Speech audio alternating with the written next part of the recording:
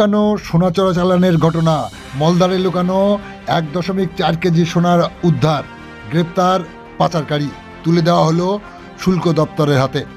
আপনারা দেখছেন সেই বিশেষ মুহূর্তের ধারণকৃত ভিডিও চিত্র আজকের স্বরূপনগর পত্রিকার অনলাইনে। আমাদের সাথে থাকুন, দেখতে থাকুন।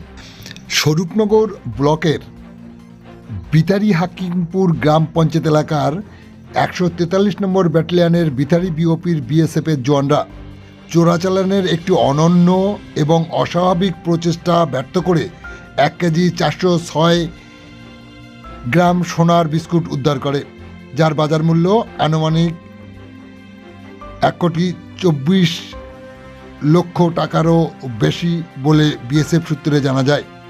চোরাচালানকারী ব্যক্তি অত্যন্ত গোপনে এই সোনার বিস্কুটগুলি তার মলদারে লুকিয়ে রেখেছিল, যাতে করে কোনো রকম নিরাপত্তার তল্লাশি এড়ানো যায়।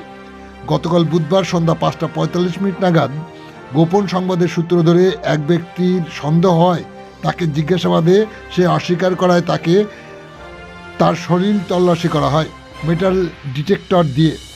সেখানে কিছু সংকেত পাওয়া যায়। তারপর তাকে নিয়ে যাওয়া হয় সারাপুল গ্রামীণ হাসপাতালে।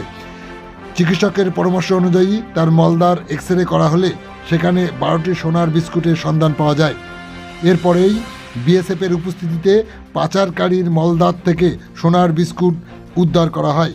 উদ্ধার হওয়া সোনার বিস্কুটের ওজন 1.406 কেজি, যার বাজার মূল্য আনুমানিক 1,24,63,424 টাকা বলে বিএসএফ সূত্রে জানা যায়।